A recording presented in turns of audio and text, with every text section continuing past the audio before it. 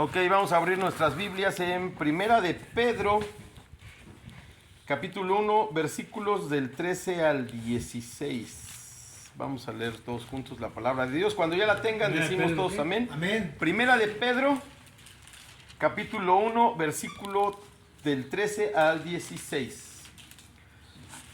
Si no tienen Biblia, pues por ahí júntense con algún cristiano que tenga y lo pueden leer. Chances de que leemos todos. Sí, Primera de Pedro, capítulo 1, versículos 13 al 16, y la palabra de Dios dice así: Por tanto, ceñid los lomos de vuestro entendimiento, sed sobrios y esperad por completo en la gracia que se os traerá cuando Jesucristo sea manifestado. Todos el 14. Como hijos obedientes, no os conforméis a los deseos que antes teníais, estando en vuestra ignorancia. Ahora yo, sino como aquel que os llamó es santo, sed también vosotros santo en toda vuestra manera de vivir. ¿Ustedes? Porque Cristo está, sed santos, porque yo soy santo. Amén. Nos sentamos y vamos a ponerle como título a los que toman nota.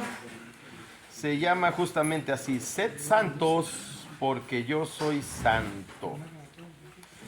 Este es el atributo que tiene Dios, que se repite 3 veces en toda la Biblia: santo, santo, santo, y es el único que lo tiene. No hay otra persona, no hay nadie en las Escrituras que se repita 3 veces una cualidad. Dios es santo, y aquí lo vamos a estudiar hoy. Vamos a entrar en un poco de los antecedentes sobre la epístola de Pablo, o cartas, ¿no?, que también son comúnmente llamadas. Esta epístola del apóstol Pedro se escribió alrededor del año 64 después de Cristo. Pedro es el nombre que el Señor Jesús le dio a Cefas. Cefas en arameo se dice kipa, que significa piedra, o sea, es lo mismo. Luego Petros, ¿no?, en latín. Que en arameo es hijo de Jonás, hermano de Andrés, nativo de Betsaida, pescador de Galilea, casado y residente en Capernaum. Capernaum era una ciudad pesquera en la costa muy grande y comercial. Por ahí comerciaban en esa época. Era del círculo cercano y prominente entre los 12. Hay 3 apóstoles que siempre están muy cerca de Jesús en las Escrituras, que vemos que es Pedro. Pedro, de hecho, en los relatos de los evangelios, varias veces vamos a ver que Pedro habla con Jesús a solas, o él es el que primero participa. En los inicios de la iglesia, su personalidad lo llevó a ser preponderante entre los discípulos, pero su inconsistencia no le permitió asumir un liderazgo permanente. El Pedro impetuoso, original, porque Pedro era pescador, hombre rudo, siempre quería estar ahí en primer lugar, resolver todo, ayudar, o sea, era muy servicial también. Pero eso a veces nos lleva a cometer errores. Y fue transformado por el poder de su Señor y se convirtió en una persona madura y sobria que, aparte de su ejemplo de vida, nos dejó 2 alentadoras y aleccionadoras epístolas. Los destinatarios de estas cartas son cristianos dispersos en diversas provincias de Asia Menor.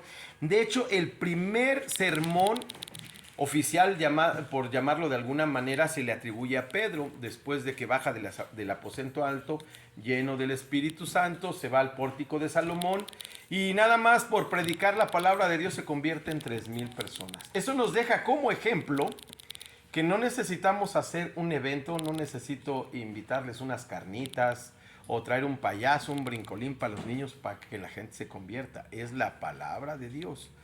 Cuando tú, como predicador, vives una vida de oración, entiendes los atributos de Dios, vives con temor y temblor, lo que tú prediques es para que las personas escuchen la palabra y se conviertan por medio de la palabra, como ya lo hemos visto en otras prédicas, ¿no? Ahora vamos a hablar de la santidad. La verdadera vida cristiana te va llevando por un camino de santidad progresiva. Esto no quiere decir que en el momento en el que tú aceptas al Señor y eres bautizado por el Espíritu Santo vas a cambiar así radicalmente. Algunos casos sí se dan. Pero tenemos tantos pecados y tanta maldad que lo vamos a ir haciendo de forma progresiva. Yo conozco casos, y yo puedo testificar de mí mismo, que mi cambio en muchas malas conductas sí fue radical. En otras sigo trabajando y seguiremos trabajando hasta que estemos con el Señor, porque no hay ninguno justo más que nuestro Señor Jesucristo. En el momento en el que fuimos justificados y redimidos por la muerte de nuestro Señor Jesucristo en el Calvario, siendo lavados y purificados por medio de la palabra de Dios, teniendo un nuevo nacimiento espiritual, ya cuando tú naciste de nuevo, entonces comienzas a renovar tu mente, ¿no? Que fue lo que vimos la semana pasada, por medio de estudiar, de orar, pero tenemos que conocer quién es Dios. Vamos a experimentar un cambio en toda nuestra manera de vivir. Aquí no me voy a meter en traducciones del griego, arameo o hebreo, porque pues todo, ¿qué significamos con todo? Toda nuestra manera de vivir. Dejando a un lado nuestros delitos y pecados, siendo transformados por medio del Espíritu Santo que mora en nosotros, el cual nos va guiando por los caminos del Señor para tratar de llegar a la estatura del varón perfecto que es en Cristo Jesús, Señor nuestro. Ese camino es muy largo y lleva toda la vida. Yo alguna vez me pregunté y le dije a mi pastor, oye, pero pues si yo ya tengo 41 años y apenas conozco la Biblia, conozco de Jesús nada más en Navidad y en Semana Santa, y eso porque nos dan vacaciones, pero yo no sabía nada. Digo, no te preocupes, ponte a orar, ponte a estudiar, estudia. Y bueno, eso es lo que he hecho en los últimos más de 10 años, ¿no? Y ya puedo decir que sí te va renovando y sí te va cambiando. Entonces, no importa la edad que tengas. Hay personas, hay la abuelita de un pastor muy conocido, Armando Alducin, no sé si han oído hablar de él. Su abuelita llegó a los brazos del Señor a los 80 años o algo así. Y los pocos años que le quedaron, la señora se la pasó predicando. Dices, wow. Ahora, no necesitas un púlpito para predicar, necesitas una vida cambiada y transformada. Que las personas te vean diferente. Que digan, ay, esa persona que me arregló el coche es cristiano.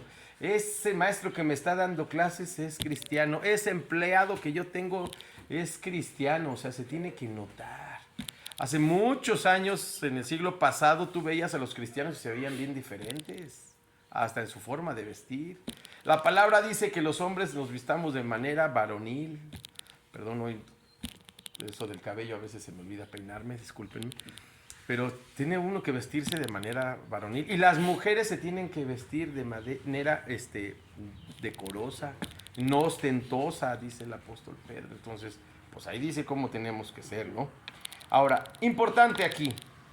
Tenemos que conocer a Dios. Para poder entender bien la santidad de Dios, es básico que conozcamos a Dios, saber quién es, conocer sus atributos, su carácter, etc. Solo conociendo a Dios y teniendo una relación íntima con el Creador, vamos a poder tener una vida piadosa y en santidad. La mayoría de las personas conocemos a nuestros padres porque siempre hemos tenido una relación cercana desde que nacemos, conocemos sus gustos y preferencias, tratamos de agradarlos y obedecerlos cuando tenemos conciencia y madurez. Pero cuando nosotros éramos niños, que no hay niños buenos, nacemos pecadores todos. Aunque lo vemos, ay, qué bonito está el niño, y que está chiquito y no rompe un plato. Pero si ese niño de 2 años que está haciendo un berrinche porque quiere una paleta tuviera 18 años y pudiera agarrar un bat, te los vas a rajar en la cabeza para que le des la paleta. Porque buenos no somos. Somos mentirosos, somos engañadores, burladores. Tomamos lo que se nos antoja. Cuando somos niños no tenemos noción de lo que cuesta, ¿no? Tú vas el niño va a la tienda. ¿A quién no nos ha pasado de que tú vas al súper o a la tienda y de repente tu hijo ya se pepenó algo ahí, ¿no? Y sin que tú te dieras cuenta. Porque así es nuestra naturaleza caída y pecadora.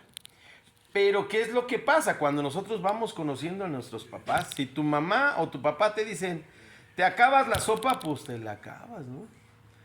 Y yo me acuerdo de unos primos que no le gustó. No me acuerdo por qué no le gustó la carne. Y estábamos, y mi tía siempre muy exigente, y se metía el trozo de carne y estaba. Se descuidaba mi tía, lo agarraba y lo pegaba abajo de la mesa. Me acuerdo, eran unas vacaciones. Como a los 2-3 días la cocina pestaba horrible, ¿no? Por la carne descompuesta, pues ahí estaba. Pero a que no hubiera hecho eso mi primo, si todo el tiempo hubiera estado así mi tía observándolo, ¿no? Que eso es lo que tenemos que llegar a hacer. Cuando conocemos bien a Dios, sabemos lo que le gusta y lo que no le gusta. Nosotros conocemos a nuestros papás o nosotros como hijos, padres, conocemos a nuestros hijos y sabemos, ¿no? Pero ese conocimiento se lleva por una relación íntima, una relación de pasar tiempo con ellos. No sé, mi mamá le va a las Chivas, yo le voy a la América, pero pues no me voy a burlar cuando pierdan, ¿verdad? Porque se va a enojar. Entonces, pero tú conoces sus gustos, ¿no? Si te gusta el café frío, tibio, caliente, con azúcar, sin azúcar, tú conoces eso de tus papás. Entonces, pero ¿cómo lo logras? Por llevar una relación. Y eso es lo que estoy queriendo yo tratar de explicar. Y yo a veces siento así, no sé, unas ansias de que todo lo que poquito que he aprendido de la palabra, transmitírselos a ustedes para que ustedes lo hagan, porque el resultado es bueno. Conocer a Dios te cambia la vida, pero radicalmente. Tú ya no sufres, tú ya no tienes, vas a tener los mismos problemas, pero ya los vas a ver desde una perspectiva muy diferente. Sí, amén. Entonces, vamos a ir al libro de Proverbios 6:16. Yo continúo aquí con mi predicación que dice, de la misma manera, cuando hemos nacido de nuevo espiritualmente, en lo que encuentran Proverbios 6:16 al 19, vamos a leer. Amén. Nuevamente tenemos que conocer a Dios por medio de la oración y la lectura de su palabra. En sus mandamientos y estatutos encontraremos todo lo que tiene que ver con Dios, lo que le agrada y lo que aborrece. Sí, Proverbios 6,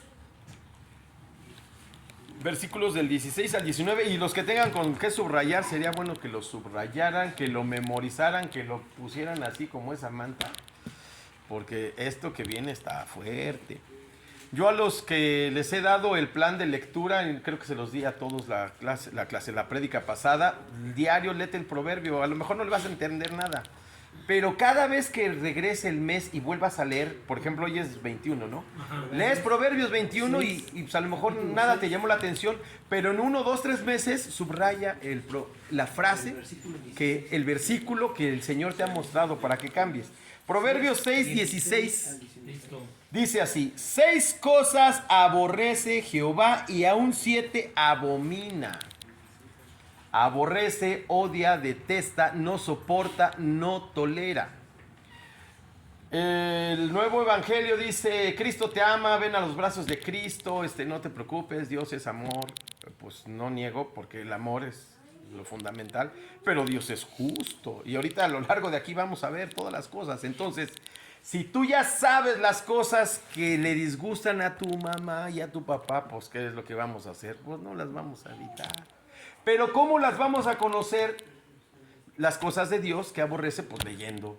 Entonces, esto dice así: los ojos altivos, la lengua mentirosa, las manos derramadoras de sangre inocente, el corazón que maquina pensamientos inicuos, los pies presurosos para correr al mal, el testigo falso que habla mentiras y el que siembra discordia entre los hermanos.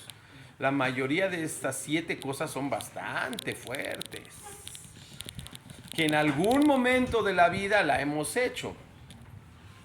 Porque yo he escuchado por ahí cuando voy a evangelizar, no, si yo siempre les pregunto, ¿qué pasaría si ahorita te mueres? ¿A dónde te vas? ¿Al cielo o al infierno? No, pues yo me voy al cielo, ¿pero por qué? Pues que yo soy bueno, yo no he robado, yo no he matado, yo no he violado. Pero ¿a poco nunca has dicho una mentira? Ah, bueno, ¿a poco nunca te robaste nada en la escuela? Bueno, es que ¿a poco nunca has evadido impuestos? Chin, entonces dices, wow, está tremendo, sí, eres pecador.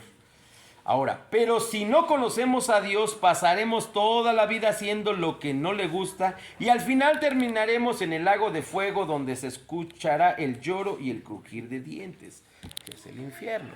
Dios siempre nos da chance, una oportunidad. Esta semana vi una imagen que me encantó, la voy a hacer grande. Está Jesús y hay 2 caminos, el A y el B, salvación y vida eterna, y en el B, ¿quién creen que está? Y está hacia abajo. Pues el infierno. Pero tú escoges y está Jesús al centro con los brazos extendidos y hay una persona que está en medio así como que no sabe para dónde va. Elección es personal. Si por mí fuera, híjole, por mí que se salven todos. Pero pues yo no salvo a nadie. El único que lo hace es Dios, yo no. Yo puedo orar y estar orando por su salvación, pero al final, si Dios quiere, eso va a ser. El Todopoderoso nos muestra por medio de su palabra sus atributos y cualidades, de las cuales la más importante es su santidad. La santidad de Dios es perfecta y solo le agrada la vida piadosa, limpia, obediente y perfecta, que solo su unigénito lo consiguió. Aquí sí Jesús nos puso la vara bien alta, ¿no? O sea, ya vimos algunas cosas que le aborrecen, porque aquí le aborrece, hay más que ahorita las vamos a leer.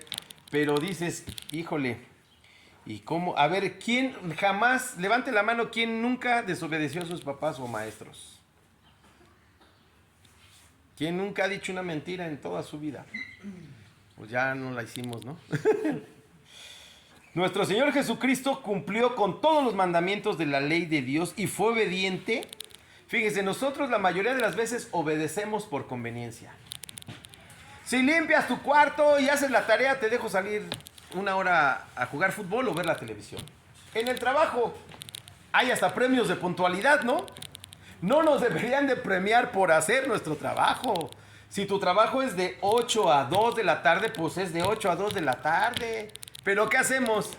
Hay 5 minutos de tolerancia. Por ejemplo, yo que trabajo en escuelas, yo de repente digo, una vez, mi primera clase es de 8 a 8:45.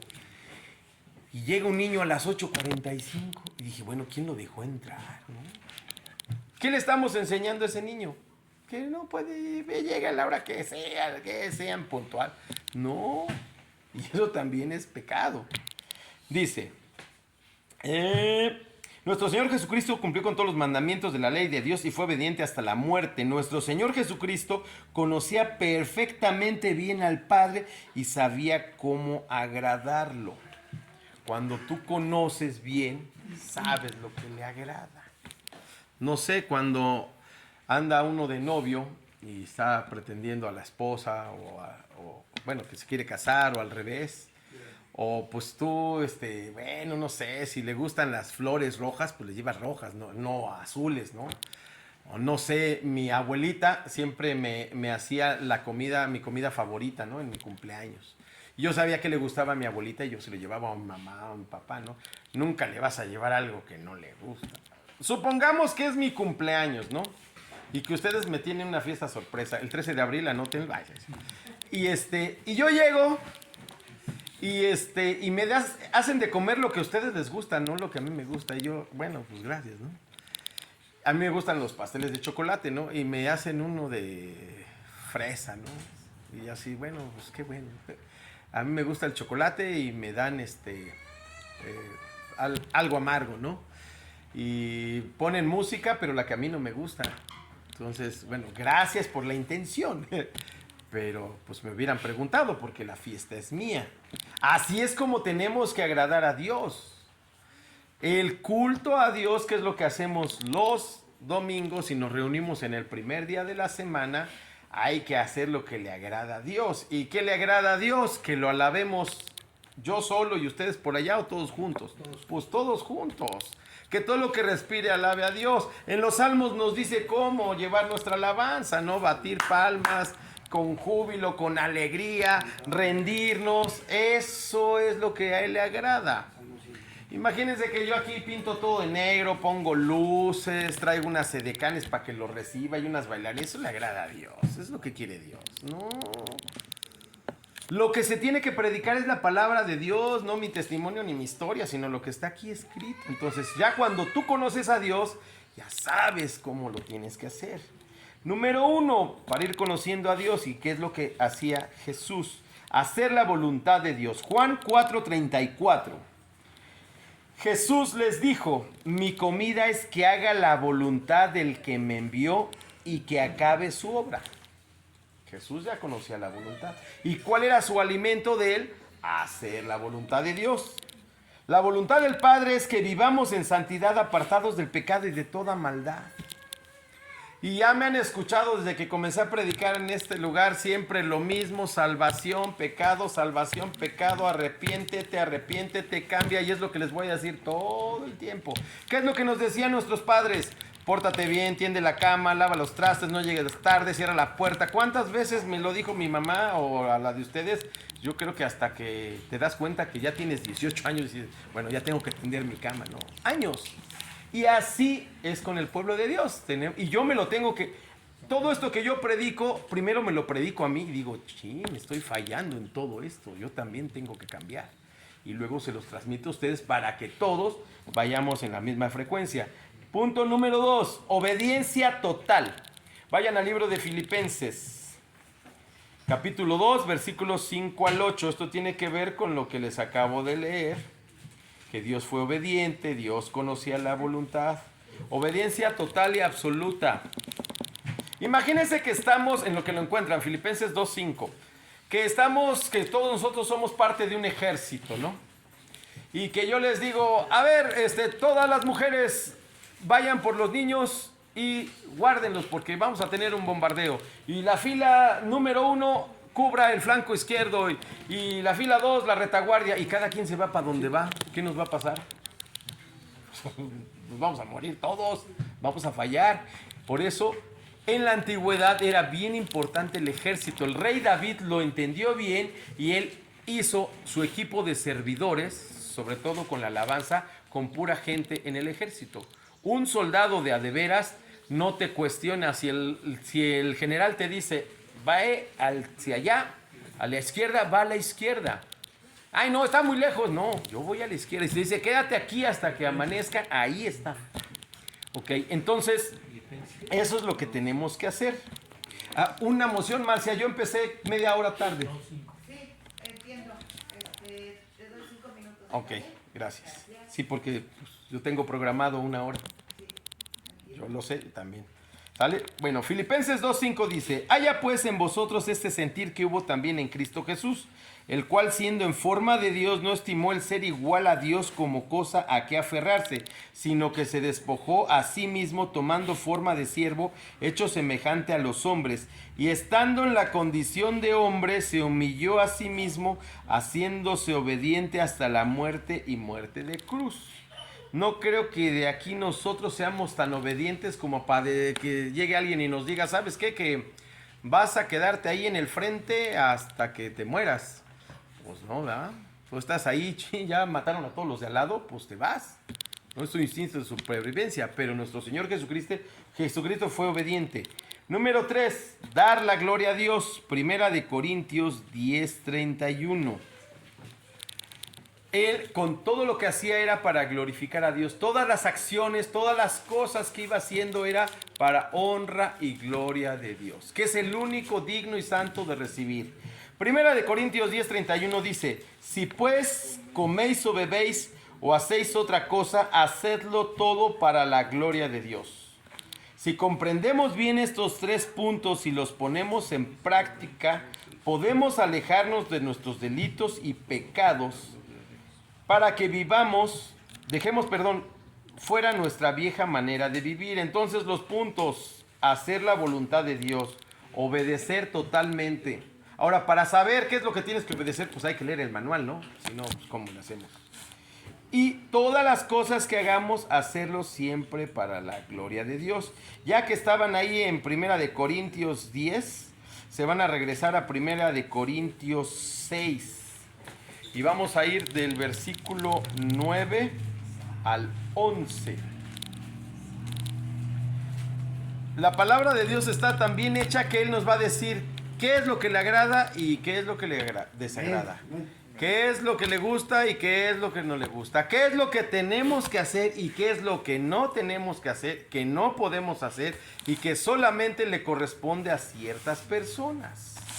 Más adelante, yo creo que la dividiré en 2. Yo creo que con esta parte termino y la otra se las doy el siguiente domingo. Pero quiero enfocarnos aquí en la parte que le desagrada a Dios, las cosas que no le gustan. ¿Sale? Y una de ellas es la desobediencia. La rebelión es el peor de los pecados. El número 1 y el que comenzó con ese pecado antes de que existiera, ¿quién fue? Vamos a hacer así como un examen bíblico. ¿Quién? El ángel caído. Eso, Satanás. Él empezó con la rebelión y se trajo a las 1/3 de los ángeles del cielo. La rebelión, cuando tú te rebelas, híjole, ya te pareces a Satanás. Yo era una persona rebelde, incluso hasta revolucionaria. Pero ya cuando me cayó el 20 dije, no, yo creo que mejor le bajamos, ¿no? Yo no quiero ir al infierno. Entonces, aquí el apóstol Pablo está exhortando a los corintios, que era una iglesia difícil, era una iglesia que seguía viviendo en el pecado. Corinto está en Grecia, y ellos se la pasaban, pues adaptaron sus viejas costumbres pues a lo nuevo, entonces hicieron un desastre. Y eso mismo, a mí lo que me preocupa después de haber estudiado la historia de la iglesia es que seguimos igual.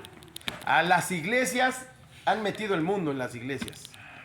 Hace 500 años con la reforma luterana, pues no había eso. Se vivía en santidad. Hay testimonios, hay un lugar en la India que en el siglo pasado hubo un avivamiento. ¿Qué es un avivamiento? Donde el Espíritu Santo es derramado. Y en ese poblado en especial, ya no había cárcel, ya no había bares, ya todos bien portados, todo bien. Ahí es realmente cuando hay un cambio. Pero ahora, pues, nomás volteen a ver lo que hay en la calle y así como que muy santidad. Sodoma y Gomorra yo creo que se quedan pequeños. Vamos a estos últimos... Ahí voy. Dice, Primera de Corintios 6:9, dice, esta pregunta hágansela a ustedes también, y me la hago yo también. ¿No sabéis que los injustos no heredarán el reino de Dios? Y la Biblia dice que no hay justo, sino solo uno. Abraham clamó cuando le dijo, Señor, dale chance, que pues Sodoma y Gomorra pues, son muchos, ¿no? Pues si encontramos 50, ¿no? Pero luego dijo, qué caray, bueno, 40, 30, 20, bueno, pues a mi primo y a su familia, ¿no? Y todavía los dos ángeles del Señor llegan y le dicen a Lot, saca a tu esposa, a tus hijas y a tus yernos. Y los yernos pues no salieron, ¿verdad? Y nada más salieron de ahí su esposa, sus dos hijas y Lot. Entonces imagínense lo que nos espera. Dice, no erréis ni los fornicarios, ni los idólatras, ni los adúlteros, ni los afeminados, ni los que se echan con varón, ni los ladrones, ni los avaros, ni los borrachos, ni los maldicientes. Muchos dicen, bueno, es que yo soy de Veracruz y digo muchas groserías, pues quítate esa mala costumbre, porque tampoco vas a heredar el reino de los cielos. Ay, es que esa palabra, pues aquí en mi tierra, pues no dice nada, no, sí, también, esos también. Ni los estafadores heredarán el reino de Dios. Y esto erais algunos, mas ya habéis sido lavados, ya habéis sido santificados, ya habéis sido justificados en el nombre del Señor Jesucristo y por el Espíritu de nuestro Dios. Todos en alguna época de nuestras vidas hicimos todo eso o todo. Porque yo así de las listas que da aquí y luego en Romanos, yo cuando lo leí la primera vez le puse palomita, casi todo, dije changos. Yo sí debería de estar en el infierno, ¿no? Aquí. Pero ya hemos sido justificados. De hecho, al final, esto me agrada porque de aquí podíamos hacer prédicas de la justificación, de la santificación y del lavamiento, ¿no? Que ese ya lo vimos. Entonces, vamos a llevarnos de tarea esta reflexión de ser santos. Si anotaron los primeros versículos de lo que se trata nuestro tema central es Primera de Pedro del 1:13 y al 16, leámoslo, meditémoslo. Esa es una mala costumbre que no teníamos, leemos y ya, sí, lo dejamos. Hay que meditarlo. Me hicieron los de la cocina una pregunta bien interesante que me sigue dando vueltas, pero ya tengo ahí algunas posibilidades porque eso me encantó porque tienen esa hambre ya de investigar por su cuenta acerca de Génesis 5. Si tienen cualquier duda, yo no soy un teólogo erudito, no soy Charles Spurgeon ni mucho menos, pero me dejas tu duda y si te la puedo contestar con mucho gusto y si no, pues la investigamos y la leemos en las escrituras, ¿vale? Vamos a dar gracias a Dios. Inclinemos nuestros rostros. Señor, te damos gracias por esta tarde, gracias porque nos diste la oportunidad de alabarte todos en un mismo cuerpo, Señor.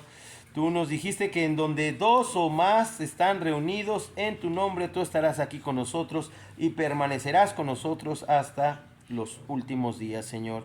Te damos gracias, Padre, por esta semana. Cambia, transforma nuestros corazones, que aprendamos a conocerte para llevar una vida santa y piadosa y que toda nuestra mala manera de vivir la podamos ir cambiando y transformando, Señor. Te pido, Señor, por las vidas de todos los aquí que están escuchando, Señor. Te pido, Padre, que bendigas su entrada, su salida, bendice sus trabajos, restaura su salud, restaura las familias, que nunca falte el aceite y la harina en sus mesas, Señor, pero sobre todo que nunca falte tu palabra, que son el alimento de vida eterna, Señor. Te pido todo esto en el nombre de Cristo Jesús. Amén y amén. Amén.